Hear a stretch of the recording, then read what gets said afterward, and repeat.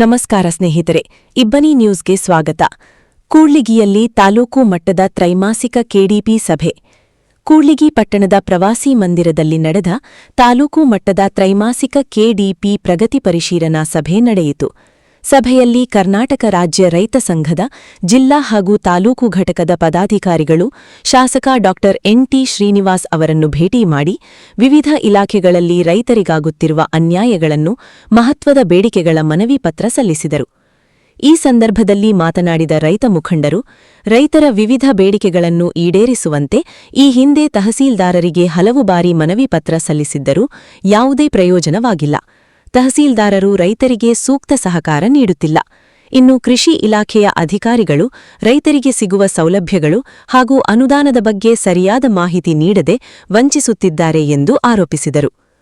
ಕದಟಗಳು ನಾಪತ್ತೆ, ರೈತರ ಅಲೆದಾಟ. ಫಾರ್ಮ್ 50, 53 ಹಾಗೂ 57ರ ಅಡಿಯಲ್ಲಿ ಸಾಗುವಳಿ ಚೀಟಿಗಾಗಿ ಸಲ್ಲಿಸಿರುವ ಅರ್ಜಿಗಳಿಗೆ ಇನ್ನೂ ನ್ಯಾಯ ಸಿಕ್ಕಿಲ್ಲ. ಇಲಾಖೆಗಳಲ್ಲಿ ಮೂಲ 2018ರ ಕದಟಗಳು ಕಳೆದುಹೋಗಿವೆ ಎಂದು ನೆಪ ಹೇಳಿ ಅಧಿಕಾರಿಗಳು ವರ್ಷಾನುಗಟ್ಟಲೆ ರೈತರನ್ನು ಅಲದಾಡಿಸುತ್ತಿದ್ದಾರೆ. ತಾಲೂಕಿನ ಹಲವು ಗ್ರಾಮಗಳಲ್ಲಿ ಸ್ಮಶಾನ ಭೂಮಿ ಮಂಜೂರಾತಿಗೆ ಮನವಿ ಮಾಡಿದ್ದರೂ ಕ್ರಮ ಕೈಗೊಂಡಿಲ್ಲ. ಇದಕ್ಕೆ ಉದಾಹರಣೆಯಾಗಿ ಕೈವಲ್ಯಪುರ ಗ್ರಾಮದ ಸ್ಮಶಾನ ಭೂಮಿ ವಿಚಾರ ನೆನೆಗುದಿಗೆ ಬಿದ್ದಿದೆ ಎಂದು ರೈತರು ಆಕ್ರೋಶ ವ್ಯಕ್ತಪಡಿಸಿದರು. ಈ ಸಂದರ್ಭದಲ್ಲಿ ರೈತ ಸಂಘದ ಜಿಲ್ಲಾ ಕಾರ್ಯದರ್ಶಿ ಬಾಣದ ಕೃಷ್ಣ, ತಾಲೂಕಾಧ್ಯಕ್ಷ ನಲ್ಲಮುತ್ನಿ ರಮೇಶ್, ಕೂಡ್ಲಿಗಿ ತಾಲೂಕು ಕಾರ್ಯಾಧ್ಯಕ್ಷ ಕೆ. ತಿಪ್ಪೇಸ್ವಾಮಿ, ಜಿಲ್ಲಾ ಕಾರ್ಯಾಧ್ಯಕ್ಷ ಎಸ್. ಭಾಷಾಸಾಬ್, ಶಿವಪುರದ ಟಿ. ಹಾಲೇಶ್, ಉಪಾಧ್ಯಕ್ಷ ಪಾಂಡುರಂಗ ನಾಯಕ್, ನಗರ ಘಟಕದ ಅಧ್ಯಕ್ಷ ಓಬಳೇಶ್, ನಗರ ಘಟಕದ ಉಪಾಧ್ಯಕ್ಷ ಕೆ. ಶಿವರಾಜ್, ನಗರ ಘಟಕದ ಉಪಾಧ್ಯಕ್ಷ ಬಿ. ಅಜಯ್ಕುಮಾರ್, ಕೈವಲ್ಲಾಪುರ ದುರ್ಗಪ್ಪ, ಹಿರೇಹೆಗ್ಡಾಳ ವೀರಭದ್ರಪ್ಪ, ಉಪ್ಪಿನಕೆರೆ ವೀರೇಶ್ ಸೇರಿದಂತೆ ನೂರಾರು ರೈತ ಪದಾಧಿಕಾರಿಗಳು ಉಪಸ್ಥಿತರಿದ್ದರು. ವರದಿ ಜೆ. ಸೊಲ್ಲೇಶ್, ಕೂಡ್ಲಿಗಿ. ಈ ವರ್ಷ ಮುಖ್ಯಮಂತ್ರಿ ಮೂಲಸೌಕರ್ಯ ಅಭಿವೃದ್ಧಿ ಯೋಜನೆಯಡಿ ಮತ್ತೆ KKR ಕೂಡ ನಾವು ಚರ್ಚೆ ಮಾಡಿದೀವಿ. ಎಲ್ಲಾ ಸ್ಮಶಾನಗಳ ಅಭಿವೃದ್ಧಿಗೆ ನಾವು ಈ ಸಲ ಸೂಕ್ತ ಕ್ರಮ ಕೈಗೊಳ್ತೀವಿ. Thank you. ಹಾವೇರಿ ಕಡೆ ಆ ಕಡೆ ಎಲ್ಲ ಮಳೆ ಬಿತ್ತನೆ ಮಾಡ್ತಾ ಇದಾರೆ. ತಾವು ಯಾಕೆ ಮನ್ಸು ಮಾಡಬಾರ್ದು ಸರ್? ನಮ್ಮ ತಾಲೂಕಿಗೆ ಇದು ಪ್ರಕಾಶ್ ಕೋಳಿವಾಡ್ ಅವರು ನನ್ನ ತುಂಬಾ ಆತ್ಮೀಯ ಸ್ನೇಹಿತರು. ಆಯ್ತಾ, ಅವರು ಸ್ವಂತ ಆಯ್ತಾ ಜೆಟ್ ಫ್ಲೈಟ್ ಇದೆ ಗೊತ್ತಾಯ್ತಾ, ಮುಂಚೆಯಿಂದನೂ ಕಮರ್ಷಿಯಲ್ ಒಂದು ವಿಮಾನ ಇದೆ ಗೊತ್ತಾಯ್ತಾ. ಸೊ ಅವರು ವೈಯಕ್ತಿಕವಾಗಿ ಅಲ್ಲಿ ಎಲ್ಲರನ್ನು ಕನ್ವಿನ್ಸ್ ಮಾಡಿ 1 ಗಂಟೆಗೆ ಮೋಡ ಬಿತ್ತನೆಗೆ ಕನಿಷ್ಠ 15 ಲಕ್ಷ ಖರ್ಚಾಗುತ್ತೆ ಗೊತ್ತಾಯ್ತಾ. ಇದು ಯಾರು ಒಬ್ಬರು MLA ಒಬ್ರು MP ಮಾಡಕ್ಕಾಗೋದಿಲ್ಲ. 1 ವಾರಗಟ್ಟಲೆ ಮಾಡಬೇಕು. ಒಂದೊಂದು ದಿವಸಕ್ಕೆ 10 ಗಂಟೆ ಮಾಡಿದ್ರು 1 ದಿವಸಕ್ಕೆ 1.5 ಕೋಟಿ ಆಗುತ್ತೆ ಅರ್ಥಾಯ್ತಾ. 3-4 ಕೋಟಿ ಒಂದೊಂದು ತಾಲೂಕಿಗೆ ಖರ್ಚಾಗ್ತದೆ. ಆದ್ರೆ ಇದನ್ನ ಸರ್ಕಾರನೇ ನಿರ್ಧಾರ ಮಾಡಿದೆ. DK ಸಾಹೇಬ್ರೆ ಹೇಳಿದ್ದಾರೆ, ಇದು ಸೂಕ್ತ ಸಮಯದಲ್ಲಿ ನಾವು ನಿರ್ಧಾರ ತಗೊಂಡು ಅವಶ್ಯಕತೆ ಇರೋ ಕಡೆ ಮಾಡ್ತೀವಿ ಅಂತೇಳಿ ಸರ್ಕಾರದಿಂದ ಮಾಡ್ತಾರೆ ಅರ್ಥಾಯ್ತಾ. ನಾನು ನನ್ನ ಲೆವೆಲ್ಗೆ ನೀವು ಜಾಸ್ತಿ ಮಾತಾಡ್ತೀನಿ ಸರ್. ಇಲ್ಲ ಸರ್, ನನ್ನ ಲೆವೆಲ್ಗೆ ನಾನು ಏನೇನು ಮಾಡ್ಬೇಕು ಅದನ್ನು ಮ್ಯಾಕ್ಸಿಮಮ್ ಮಾಡಿದ್ದೀನಿ ಅರ್ಥಾಯ್ತಾ. ಒಂದು ಮಳೆ ಬಿತ್ತನೆ ಕೊಡ್ರಿ ಸರ್, ಆಮೇಲೆ ದೇವ್ರು ಕೊಡ್ತಾನೆ. ಅಲ್ಲ ಸರ್, ಅದಲ್ಲ ಸರ್ ನಾನು ಹೇಳೋದು. ಒಂದು ಬಿತ್ತನೆ ಮಾಡ್ರಿ ಸರ್, 15 ಲಕ್ಷ ಖರ್ಚಾದ್ರೂ ಪರವಾಗಿಲ್ಲ. 1 ಗಂಟೆ ಮಾಡಿ ಸರ್. ಎಲ್ಲ ಒಣಗೋಗ್ಬಿಟ್ಟಿದೆ ಸರ್. ಅದು ಮಳೆ ಬರಲಿಲ್ಲ ಅಂದ್ರೆ ಹೋಯ್ತು. ನಾವು ಏನ್ ಹೇಳ ಸರ್, ನಾವು ಹೇಳಿದ್ದು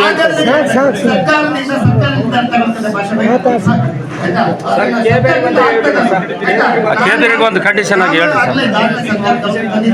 ಇದು ಒಂದು ತಾಲೂಕಲ್ಲ, ಇದು 224 ತಾಲೂಕಿದಾವೆ. ಎಲ್ಲ ಕಡೆನೂ ಇದೇ ಪರಿಸ್ಥಿತಿ ಆಗಿದೆ. ಕೆಲವು ಕಡೆ ಬಿಟ್ರೆ ನಮ್ಮ ತಾಲೂಕ ಜಾಸ್ತಿ ಆಗಿರೋದ್ರಿಂದ ನಾವೆಲ್ಲರೂ ಅಲ್ಲ ಸಾಹೇಬರ ಗಮನಕ್ಕೆ ತಂದಿದ್ದೇವೆ ಆಯ್ತಾ. ಇದು ಪರಿಸ್ಥಿತಿ ನೋಡ್ಕೊಂಡು ಸೂಕ್ತ ನಿರ್ಧಾರ ತಗೊಳ್ತೀವಿ ಅಂತ ಹೇಳಿದ್ದಾರೆ. ನಮ್ಮ ಸರ್ಕಾರ ಇದರಲ್ಲಿ ನಾವು ಮಾಡಿಸ್ತೀವಿ. ನೀವೇ ಒಂದು ಗಂಟೆ ಹೇಳ್ಬಿಡ್ರಿ. ಗಾಳಿ ಬಂದ್ರು ತೆಗಿತಾರ ಸರ್. ಗಾಳಿ ಬಂದ್ರೆ ತೆಗಿತಾರೆ. ಒಂದು ಯಾವ್ದಾರ ಒಂದು ಜಂಗಲ್ ಕಟ್ಟಿಂಗಿಗೆ ಎಲ್ಲಾ ರೀತಿ ಕ್ರಮ ಕೈಗೊಂಡಿದ್ದೇವೆ. ಇವತ್ತಿಂದನೇ ಶುರು ಮಾಡಿದ್ದಾರೆ. ಎಲ್ಲೆಲ್ಲಿ ತೊಂದರೆ ಇದ್ದಾವೆ, ಏನೇನು ಆಗ್ತಾ ಇದಾವೆ ಅಂತೇಳಿ. ಇಲ್ಲಿ ತುಂಬಾ ಗಾಳಿ ಇರಂತ ಪ್ರದೇಶ. ಮತ್ತೆ ಇನ್ನೊಂದು ಹೇಳ್ತೀನಿ ನಿಮ್ಗೆಲ್ಲರಿಗೂ, ಇನ್ಯಾರಿದ್ದಾರೆ ಇಲ್ಲೆಲ್ಲ ಹೋರಾಟಗಾರರು ಯಾರಿದ್ದಾರೆ ನೋಡಿ. ₹1 ಇವತ್ತು 1000 ಕೋಟಿದು ಸೋಲಾರು ವಿಂಡು ನಮ್ಮ ತಾಲೂಕಲ್ಲಿ ಆಗ್ತಾ ಇದೆ. ₹1 CSR ನಾವು ಮಾಡಕ್ ಆಗ್ತಾ ಇಲ್ಲ. ಇದೇ ನಾವು ರೈತರಿಗೆ ಉಚಿತವಾಗಿ ಅವ್ರ ಕಡೆ ಎಲ್ಲ ಮೀಟರ್ ಕೊಡಿಸ್ಬೋದು ಅರ್ಥಾಯ್ತಾ. ಹೆಚ್ಚುವರಿ TCಗಳು ಮಾಡಿಸ್ಬೋದು ಆಯ್ತಾ. ನಾವ್ ಇನ್ನೇನಾದ್ರೂ ಗ್ರಾಮೀಣ ರಸ್ತೆ ಸುಧಾರಣೆ ಮಾಡಿಸ್ಬೋದು, ಸ್ಮಶಾನ ಅಭಿವೃದ್ಧಿ ಮಾಡಿಸ್ಬೋದು, ಶಾಲೆಗಳ ಡೆವಲಪ್ಮೆಂಟ್ ಮಾಡಿಸ್ಬೋದು. ನೀವೆಲ್ಲರೂ ಆಯ್ತಾ, ನೀವೆಲ್ಲ ಮನಸ್ಸು ಮಾಡಿದ್ರೆ, ನೀವೆಲ್ಲ ಸಹಕಾರ ಕೊಟ್ರೆ ಅವ್ರನ್ನೆಲ್ಲ ಇಟ್ಕೊಂಡು ನಾವು ಸಾರ್ವಜನಿಕರಿಗೆ ಉಪಯೋಗ ಆಗಂತ ಕೆಲಸಗಳು ಮಾಡ್ಬೋದು. ಆದ್ರೆ ಕೆಲವರು ವೈಯಕ್ತಿಕ ಹಿತಾಸಕ್ತಿ ಇಟ್ಕೊಳ್ತಾ ಇದ್ದಾರೆ, ಮತ್ತೆ ಕೆಲವರು ಊರಲ್ಲಿ 20 ಲಕ್ಷ 50 ಲಕ್ಷ ಗುಡಿ ಕೇಳ್ತಾ ಇದ್ದಾರೆ. ಆಯ್ತಾ, ಯಾವ CSR ಅನುದಾನದಲ್ಲಿ ಯಾವ ದೇವಸ್ಥಾನಗಳು ಕೊಡೋಕೆ ಅವಕಾಶ ಇರೋದಿಲ್ಲ. ನಾವು ಅದನ್ನೇ ನಾವು ಒದ್ದಾಡ್ತಾ ಇದೀವಿ. ಆಯ್ತಾ, ಅವ್ರನ್ನ ಯಾವ್ದಾನ ರೀತಿಯಲ್ಲಿ CSR ಅಲ್ಲಿ ಸಾಮಾಜಿಕವಾಗಿ ಬದಲಾವಣೆ ಆಗಂತ ಸಾರ್ವಜನಿಕರಿಗೆ ಉಪಯೋಗ ಆಗಂತ ಕೆಲಸನ ನಾವು ಕಣ್ಪಟ್ಟಿ ಹಿಡಿದು ಕೆಲಸ ಮಾಡಿಸ್ತೇವೆ. ಆದ್ರೆ ಎಲ್ಲಿ ಯಾರು ಸಹಕಾರ ಕೊಡೋದಿಲ್ಲ. ಆಯ್ತಾ, ದಿನ ಅಡ್ಡ ಮಾಡ್ತಾ ಕಾನೂನು ಪ್ರಕಾರ ಅವ್ರು ಮಾಡ್ಕೊಳ್ಳಿ. ಅನಧಿಕೃತವಾಗಿ ಸರ್ಕಾರಿ ಜಾಗಗಳಾಗಿರ್ಬೋದು, ಇಲ್ಲ ದೌರ್ಜನ್ಯ ಮಾಡಿ ಬಡವರಿಗೆ ಏನಾದ್ರು ತೊಂದರೆ ಮಾಡಿದ್ರೆ ಅವ್ರನ್ನ ತಾಲೂಕಿಂದ ಒದ್ದೋಡಿಸ್ಬೇಕು. ಆಯ್ತಾ, ಸೊ ಅದಕ್ಕೋಸ್ಕರ ನಾವು ಹೇಳೋದಷ್ಟೇ, ನಿಮ್ಗೆ ಎಲ್ಲರಿಗೂ ಹೋರಾಟಗಾರರಿಗೂ ಕಳಕಳಿ ಮನವಿ. ಆಯ್ತಾ, ಸರ್ಕಾರದ ನಿಯಮಾವಳಿಗಳ ಪ್ರಕಾರ ಅವ್ರಿಗೆ ಮಾಡಕ್ ಅವಕಾಶ ಇದ್ರೆ ನಾವು ಅವಕಾಶ ಕೊಡ್ತೀವಿ, ಮಾಡ್ತೀವಿ. ಆದ್ರೆ ಅದಕ್ಕೆ ರಿಟರ್ನ್ಸ್ ಅಲ್ಲಿ CSR ಇಂದ ಒಳ್ಳೆ ಕೆಲಸಗಳು ನಿಮಗೂ ಈಗ ಅದೇ ಕರೆಕ್ಟ್ ಅಂತ ಹೇಳ್ತೀರಿ. ಅರ್ಥ ಆಯ್ತಾ, ಅವ್ರೀಗ ಯಾವ್ದೋ ಒಂದು ಸ್ವಲ್ಪ ಅಡಿಷನಲ್ ಬಣಿಕಲ್ನಲ್ಲಿ 3-4 ದಿವಸದಿಂದ ಅಳ್ತಾ ಇದ್ದಾರೆ. ನಮ್ಮ ಶಿವಪುರದಲ್ಲಿ ಕೂಡ ಅಳ್ತಾ ಇದ್ದಾರೆ. ಆಯ್ತಾ, ನಮ್ಮೂರಿಂದ ಸಬ್ಸ್ಟೇಷನ್ 4 ಸರಿ ಟೆಂಡರ್ ಆಗಿದೆ, ಯಾರು ಪಾರ್ಟಿಸಿಪೇಟ್ ಮಾಡ್ತಾ ಇಲ್ಲ. ಆ ರೇಟು ಒಪ್ತಾ ಇಲ್ಲ ಅಂತೀವಿ. ಆಯ್ತಾ, ಎಲ್ಲ ಅಂಬಾನಿಗೆ ಅದನ್ನು ಮಾರ್ಕೊಂಡು ಸ್ಟೀಲ್ ರೇಟು ಆಯಿಲ್ ರೇಟ್ ಎಲ್ಲ ಜಾಸ್ತಿ ಆಗಿದೆ. ಆಯ್ತಾ, ಇಲ್ಲಿ ಪ್ರೈಸ್ ರಿವಿಷನ್ ಮಾಡಕ್ ಆಗ್ತಾ ಇಲ್ಲ. ಒಬ್ಬ ಕಾಂಟ್ರಾಕ್ಟರ್ ಟೆಂಡರ್ ಪಾರ್ಟಿಸಿಪೇಟ್ ಮಾಡ್ತಾ ಇಲ್ಲ.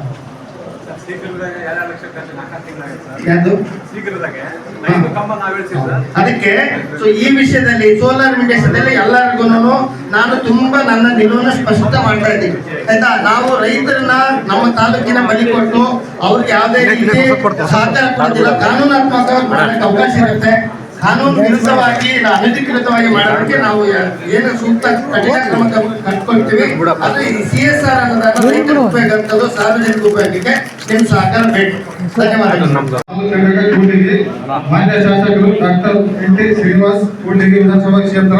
ವಿಷಯ ಸರ್ಕಾರಿ ಇಲಾಖೆಗಳಲ್ಲಿ ರೈತರಿಗೆ ಆಗುತ್ತಿರುವ ಅನ್ಯಾಯಗಳ ಕುರಿತು ನಾವು ಕರ್ನಾಟಕ ರಾಜ್ಯ ರೈತ ಸಂಘದ ಜಿಲ್ಲಾ ಹಾಗೂ ತಾಲೂಕು ಘಟಕದ ವತಿಯಿಂದ ರೈತರ ವಿವಿಧ ಬೇಡಿಕೆಗಳನ್ನು ಈಡೇರಿಸುವಂತೆ ಮಾನ್ಯ ತಹಸೀಲ್ದಾರರು ಕೂಡ್ಲಿಗಿ ಇವರಿಗೆ ಮನವಿ ಪತ್ರ ಸಲ್ಲಿಸಿದ್ದರು ಸಹ ಇಲ್ಲಿಯವರೆಗೂ ಯಾವುದೇ ಬೇಡಿಕೆಗಳನ್ನು ಬಗೆಹರಿಸುವುದಿಲ್ಲ. ಫಾರಂ 1 ರಿಂದ 5 ಹಾಗೂ ಇತರೆ ಅರ್ಜಿಗಳಿಗೆ ಸಂಬಂಧಿಸಿದಂತೆ ರೈತರಿಗೆ ನ್ಯಾಯ ದೊರಕಿಲ್ಲ. ಸರ್ಕಾರಿ ಇಲಾಖೆಗಳಲ್ಲಿ ಮೂಲ ಕಡತಗಳು ಕಳೆದು ಹೋಗಿವೆ ಎಂದು ಹೇಳಿ ವರ್ಷಾನುಗಟ್ಟಲೆ ರೈತರನ್ನು ಅಲೆದಾಡಿಸುವಂತೆ ಮಾಡಲಾಗಿದೆ. ಕೆಲವು ಗ್ರಾಮಗಳಲ್ಲಿ ಸ್ಮಶಾನ ಭೂಮಿ ಮಂಜೂರು ಮಾಡಿಕೊಡುವಂತೆ ತಹಸೀಲ್ದಾರರಿಗೆ ಮನವಿ ಸಲ್ಲಿಸಿದರೂ ಸಹ ಯಾವುದೇ ಕ್ರಮ ಕೈಗೊಂಡಿಲ್ಲ. ಉದಾಹರಣೆಗೆ ಕೈವೆಲ್ಲಾಪುರ ಗ್ರಾಮದ ಸ್ಮಶಾನ ಭೂಮಿ ಮಂಜೂರು ಮಾಡಿಕೊಡುವ ವಿಚಾರದಲ್ಲಿ ಯಾವುದೇ ಕ್ರಮ ಕೈಗೊಂಡಿಲ್ಲ. ತಹಸೀಲ್ದಾರರು ರೈತರಿಗೆ ಯಾವುದೇ ರೀತಿಯ ಸಹಕಾರಿ ನೀಡುತ್ತಿಲ್ಲ. ಆದ್ದರಿಂದ ಕೆಳಕಂಡ ಬೇಡಿಕೆಗಳನ್ನು ಈಡೇರಿಸುವಂತೆ ಮಾನ್ಯ ಶಾಸಕರಲ್ಲಿ ಮನವಿ ಮಾಡಿಕೊಳ್ಳುತ್ತೇವೆ. ಕೂಡ್ಲಿಗಿ ತಾಲೂಕನ್ನು ಬರಪೀಡಿತ ಪ್ರದೇಶವೆಂದು ಘೋಷಿಸಬೇಕು. ರೈತರು ಸಲ್ಲಿಸಿರುವ ಫಾರಂ 50, 53 ಹಾಗೂ 57 ಅರ್ಜಿಗಳನ್ನು ಸರ್ಕಾರದ ವತಿಯಿಂದ ಪಟ್ಟ ಮಂಜೂರು ಮಾಡಿಕೊಡಬೇಕು. ರೈತರಿಗೆ ಬೆಳೆ ಪರಿಹಾರ ಮಂಜೂರು ಮಾಡಬೇಕು. ರೈತರ ಸಾಲ ಮನ್ನಾ ಮಾಡಬೇಕು. ಕೂಡ್ಲಿಗಿ ತಾಲೂಕಿನ 74 ಕೆರೆಗಳಿಗೆ ನೀರು ತುಂಬಿಸುವ ಯೋಜನೆಯನ್ನು ತ್ವರಿತವಾಗಿ ಜಾರಿಗೆ ತರಬೇಕು. 2026ನೇ ವರ್ಷದಲ್ಲಿ ಮಳೆ ಕೊರತೆ ಎಂದಿರುವುದರಿಂದ ಕೆರೆಗಳಿಗೆ ಶೀಘ್ರವಾಗಿ ನೀರು ತುಂಬಿಸಬೇಕು. ಈ ಮೇಲ್ಕಂಡ ಎಲ್ಲ ವಿಷಯಗಳನ್ನು KDP ಸಭೆಯಲ್ಲಿ ಚರ್ಚಿಸಿ ಸಂಬಂಧಿಸಿದ ತಾಲೂಕು ಅಧಿಕಾರಿಗಳಿಗೆ ಸೂಕ್ತ ನಿರ್ದೇಶನ ಹಾಗೂ ಎಚ್ಚರಿಕೆ ನೀಡಬೇಕೆಂದು ಕರ್ನಾಟಕ ರಾಜ್ಯ ರೈತ ಸಂಘದ ತಾಲೂಕು ಹಾಗೂ ಜಿಲ್ಲಾ ಘಟಕದ ಒತ್ತಾಯವಾಗಿದೆ. ಲೈನ್ ಕರೆಕ್ಟಾಗಿ எடுக்காதுல ಕರೆಕ್ಟ್ இருக்கு ಕರೆಂಟ್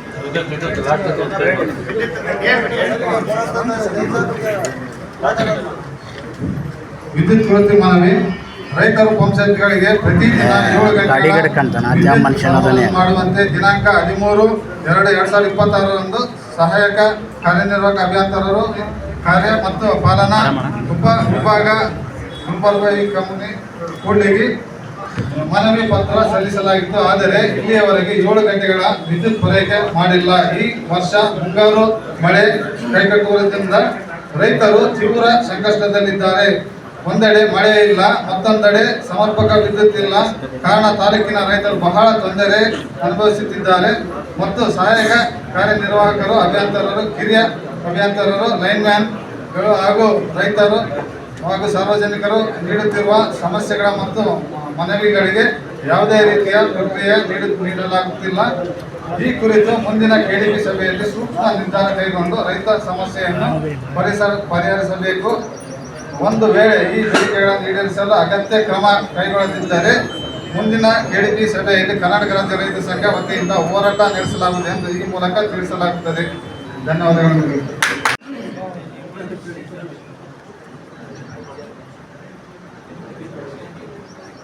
ನಾವು ಮುಖ್ಯಮಂತ್ರಿಗಳಿಗೆ 60% ಮಳೆ ಬರದೇ ಇರೋದ್ರಿಂದ ಬರಪೀಡಿತ ಘೋಷಣೆ ಬೇಕಂತೇಳಿ ಈಗಾಗಲೇ ನಮ್ಮ ಜಿಲ್ಲೆಯಲ್ಲಿ ನಾನೇ ಪ್ರಥಮ ಶಾಸಕರು ಈಗಾಗಲೇ ಮುಖ್ಯಮಂತ್ರಿಗಳಿಗೆ ಮನವಿ ಸಲ್ಲಿಸಿದೆ. ಆಯ್ತಾ? ಸೊ 50, 53, 57 ನಮ್ಮ ಹಂತದಲ್ಲಿ, ತಹಸೀಲ್ದಾರ್ ಹಂತದಲ್ಲಿ, ಜಿಲ್ಲಾಧಿಕಾರಿ ಹಂತದಲ್ಲಿ, ಶಾಸಕರ ಹಂತದಲ್ಲಿ, ಸರ್ಕಾರ ಮಟ್ಟದಲ್ಲಿ ನಿರ್ಧಾರ ಆಗಬೇಕಾಗಿದೆ. ಸೊ ಅದು ಸರ್ಕಾರ ಹಂತದಲ್ಲಿ ನಿರ್ಧಾರ ಆದ ಕೂಡಲೇ ನಾನೇ ಮೊದಲನಾಗಿರ್ತೀನಿ, ಫಸ್ಟ್ ಕೊಡ್ಸೋದು. ಆಯ್ತಾ? ನನಗೂ ನೋವಿದೆ. ಆಯ್ತಾ? ಎಲ್ಲ ಕೆಲಸಗಳು ಮಾಡ್ತಾ ಇದ್ದೀವಿ ತಾಲೂಕಲ್ಲಿ. ಬಡ ರೈತರಿಗೆ ಅವರಿಗೆ ಒಂದು ರಥ ಕೊಡಕ್ಕೆ ಆಗ್ತಾ ಇಲ್ಲ ಅಂತಾನೆ, ಬಟ್ ಅದರದ್ದೇ ಆದಂತ ಸ್ವಲ್ಪ ಕಾನೂನು ತೊಡಕುಗಳಿದ್ದಾವೆ ಸರ್ಕಾರಿ ಜಾಗೃತಿಗೆ. ಅದು ಸರ್ಕಾರ ನಿರ್ಧಾರ ಕೂಡ ಅದ್ರ ಬಗ್ಗೆ ಕ್ರಮ ತಗೊಳ್ತೇವೆ. ಬೆಳೆ ಪರಿಹಾರ ಮಂಜೂರದ್ದು ಈಗ ಎಲ್ಲದನ್ನು ನಾವೇ ಅಪ್ಡೇಟ್ ಮಾಡಿಸ್ತಾ ಇದೀವಿ. ಪರಿಹಾರದ್ದು ಎಲ್ಲದನ್ನು ಆ್ಯಪ್ ಅಲ್ಲಿ ಅಪ್ಡೇಟ್ ಮಾಡ್ತಾ ಇದ್ದೀವಿ. ಆಯ್ತಾ? ಮತ್ತೆ ಇದು ರೈತರ ಸಾಲ ಮನ್ನಾದ ಬಗ್ಗೆ ಸರ್ಕಾರ ನಿರ್ಧಾರ ತಗೊಳ್ಳೋದಕ್ಕೆ ನಾನು ಬೇಕಿದ್ರೆ ನಿಮ್ಮ ಪತ್ರನ ಮೊನ್ನೆ ಮುಖ್ಯಮಂತ್ರಿ ಗಮನಕ್ಕೆ ತಂದೇನೆ. ಆಯ್ತಾ? 74 ಯೋಜನೆಯನ್ನು ತ್ವರಿತವಾಗಿ ಜಾರಿಗೆ ತರಬೇಕು. ಮಳೆ ಕೆರೆಗಳಿಗೆ ತುಂಬಿಸಬೇಕು. ಆಯ್ತಾ? ಈಗ ಇದನ್ನ ನಾನು ಜಾಸ್ತಿ ಹೇಳಕ್ ಹೋಗೋದಿಲ್ಲ. ಆಯ್ತಾ? ಇತಿಹಾಸದಲ್ಲಿ ಕರ್ನಾಟಕದಲ್ಲೇ ಇಲ್ಲ ಭಾರತದಲ್ಲಿ ಇರ್ಬೋದು. ಆಯ್ತಾ? ಒಂದು 74 ಕೆರೆ ತುಂಬಿಸಂತ ಸ್ಕೀಮು ಆಯ್ತಾ 2.5 ವರ್ಷ ಅವಧಿಯಲ್ಲಿ ಇತಿಹಾಸದಲ್ಲಿ ಎಲ್ಲೂ ಆಗಿಲ್ಲ. ಆಯ್ತಾ? ನೀವು ವಿಧಾನಸೌಧದಲ್ಲಿ ಈ ಫೈಲ್ ಎಲ್ಲೆಲ್ಲಿ ಓಡಾಡಿದೆ, ಯಾವ ಕಂಪ್ಯೂಟರ್ ಇದೆ ಅಂತೇಳಿ, ಯಾರ ಟೇಬಲ್ ಇದೆ ಅಂತೇಳಿ, 100 ಜನ ಟೇಬಲ್ ಹೋಗಿದ್ರೆ 100 ಜನ ಟೇಬಲ್ಗೆ ನಾನೇ ಹೋಗಿ ಬಂದಿದ್ದೆ. ಆಯ್ತಾ? 20 ವರ್ಷ 2-3 ದಶಕಗಳಾಗ್ತವೆ ಒಂದು ನೀರಾವರಿ ಯೋಜನೆಗಳು ಮುಗಿಯಕ್ಕೆ. ನೀವೇ ಜಸ್ಟ್ ಗೂಗಲ್ ಮಾಡಿ, ಇಲ್ಲ ChatGPT-ಗೆ ಹಾಕಿ. ಆಯ್ತಾ? ಕೆರೆ ತುಂಬಿಸೋ ಯೋಜನೆಗಳು ಕರ್ನಾಟಕದಲ್ಲಿ ಎಷ್ಟು ಪೆಂಡಿಂಗ್ ಇದಾವೆ, ಯಾವಾಗ ಸ್ಟಾರ್ಟ್ ಆಗಿದೆ ಅಂತ ಎಲ್ಲ ಮಾಹಿತಿ ಸಿಗುತ್ತೆ. ಆಯ್ತಾ? ಬೇಕಿದ್ರೆ ಯಾವುದು ಫಾಸ್ಟೆಸ್ಟ್ ಆಗಿದೆ ಅಂತ ಚೆಕ್ ಮಾಡಿ. ಈ 2.5 ವರ್ಷದಲ್ಲಿ ಎಷ್ಟು ಬೇಗ ಅಸಾಧ್ಯವಾದ ಕೆಲಸನ ಸಾಧ್ಯ ಮಾಡಿದ್ವಿ. ಅಲ್ಲೆಲ್ಲಿ ಕೆಲವು ಕಡೆ ಲೀಕೇಜು ಆಗೋದು ಸ್ವಲ್ಪ ಸಹಜ. 1-2-3 ಕಡೆ ಮೊನ್ನೆ ಆಗಿತ್ತು. ಮೇಜರ್ ಲೀಕೇಜು ಅಲ್ಲೇ ಪ್ಲಾಂಟ್ ಹತ್ರನೇ ಆಗಿತ್ತು. ಅದನ್ನು ರೆಡಿ ಮಾಡಿದ್ದಾರೆ. ಮಂಗಾಪುರ ಹತ್ರ ಅಲ್ಲಿ 1-2-3 ಕಡೆ ಆಗಿತ್ತು. ಅದೆಲ್ಲ ರೆಡಿ ಆಗಿದೆ. ಸೊ ಈಗ ಮಳೆ ಗುರುವಾರದಲ್ಲಿ ಮತ್ತೆ ಮುಂಗಾರು ಶುರುವಾಗುತ್ತೆ ಅಂತ ಹೇಳಿದ್ದಾರೆ. ಬಂದು ಕೂಡಲೇ ಈಗಾಗಲೇ ಪ್ರಾಯೋಗಿಕ ಅಲ್ಲ, ಎಲ್ಲ ರೆಡಿಯಾಗಿ ಇಲ್ಲಿಗಾಗಲೇ ನಮ್ಮ ಬಿಡಿಗುಡ್ಡ ತಾಲೂಕು ಕೆರೆಗೆ ನೀರು ಬಂದಿದೆ. ಇನ್ನೊಂದು ಸ್ವಲ್ಪ ನಿರಂತರವಾಗಿ 2 ಆನ್ ಮಾಡಿದಷ್ಟು ಇನ್ನೊಂದು ಸ್ವಲ್ಪ ಜೋರಾಗಿ ಬಂದ್ರೆ 4 ಮೋಟ್ರು ಮ್ಯಾಕ್ಸಿಮಮ್ ಅತಿ ಶೀಘ್ರವಾಗಿ ಮಳೆ ಬಂದಾಗ ಅದನ್ನ, ಯಾಕೆಂದ್ರೆ ಅದು ಯಾವ್ದು ಸಹಕಾರ ಸಿಗ್ತಾ ಇಲ್ಲ, ಯಾವ್ದು ಬಾಯ್ ಬಿಡೋದಿಲ್ಲ, ಏನಕ್ಕೂ ಗೊತ್ತಿಲ್ಲ. ಎಲ್ಲ ಅಂಧತ್ವನ ತಲೆ ತುಂಬ ಹೋರಾಡ್ತಾ ಇದೆ.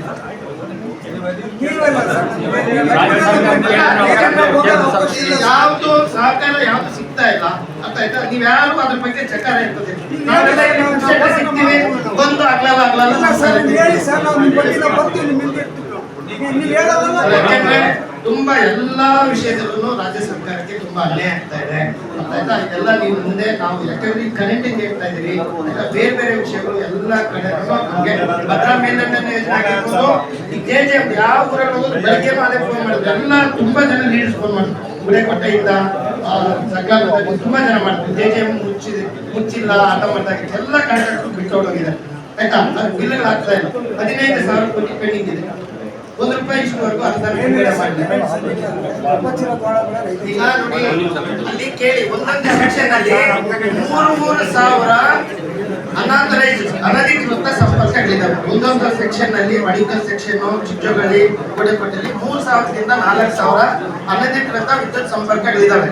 ಈಗ ಹೆಂಗೆ ನಾವು ಒಳ್ಳೆ ಕ್ವಾಲಿಟಿ 7 ಗಂಟೆ ನಿರಂತರವಾಗಿ ಕೊಡೋದಕ್ಕೆ ತುಂಬಾ ಕಷ್ಟ ಸಾಧ್ಯ ಅಂತ ಅವ್ರು ಹೇಳ್ತಾರೆ.